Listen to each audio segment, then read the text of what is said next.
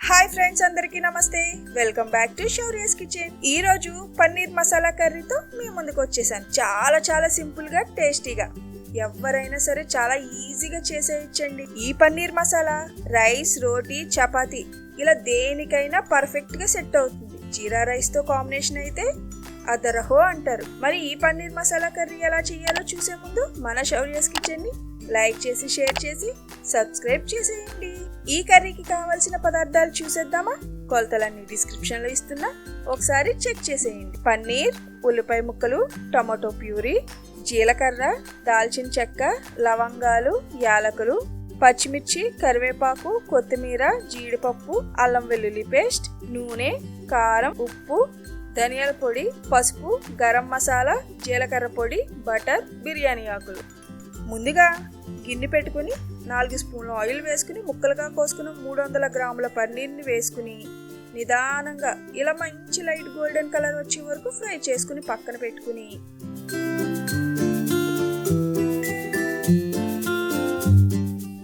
అదే గిన్నెలో 15 నుండి 20 జీడిపప్పులను కూడా వేసుకుని దోరగా వేపించి పక్కకు తీసి పెట్టుకోవాలి.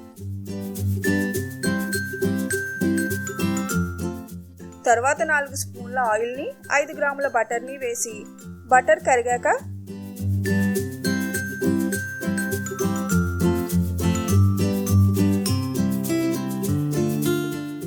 రెండు బిర్యానీ ఆకులను, 4 లేదా 5 లవంగాలను, 1 స్పూన్ జీలకర్ర, 1 ఇంచు దాల్చిన చెక్కను వేసి ఒకసారి కలుపుకోవాలి.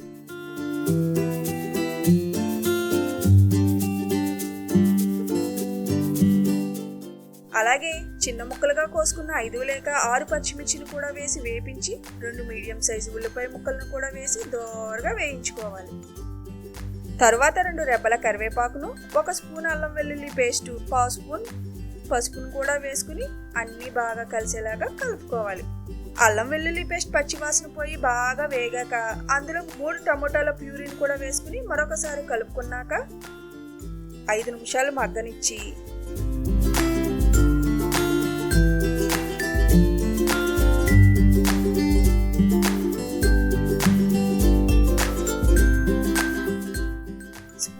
కారం, 1 స్పూన్ ధనియాల పొడి, 1/2 స్పూన్ జీలకర్ర పొడి, 1 స్పూన్ గరం మసాలా, రుచికి తగినంత ఉప్పు వేసి మరొకసారి అన్ని బాగా కలిసేలాగా కలుపుకుని మూత పెట్టి 5 నిమిషాలు మగ్గనివ్వాలి.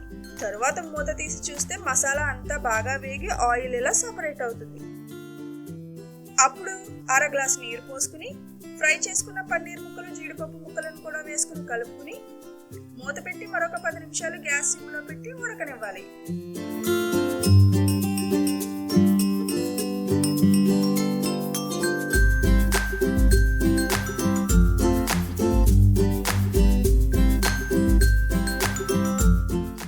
ఇక్కడే ఒకసారి మీ రుచికి తగినట్టు ఉప్పు, మసాలాలు అన్నీ సరిపోయాయో లేదో ఒకసారి చూసుకున్నాక నీరు అంతా ఎగిరిపోయి కూర దగ్గర పడిందన్నాక దండిగా గుప్పుడంత కొత్తిమీర వేసి కలుపుకున్నాక దించేయడమే.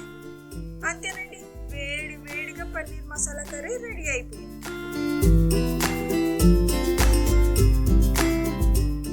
మీకు ఇష్టమైన చపాతీతో కానీ, రోటీలో లేదా రైస్తో వేడిగా వడ్డించుకుని తింటే అమృతంలా ఉంటుందండి. మరింత సింపుల్గా చేసుకుని ఈ పన్నీర్ మసాలా కర్రీ మీరు కూడా మీ ఇంట్లో తప్పకుండా ట్రై చేసి ఎలా వచ్చిందో కింద కామెంట్ చేయండి. ఇక ఉంటానండి. మరిన్ని మంచి వీడియోస్ కోసం మన శౌర్యస్ కిచెన్ తప్పకుండా సబ్స్క్రైబ్ చేయండి.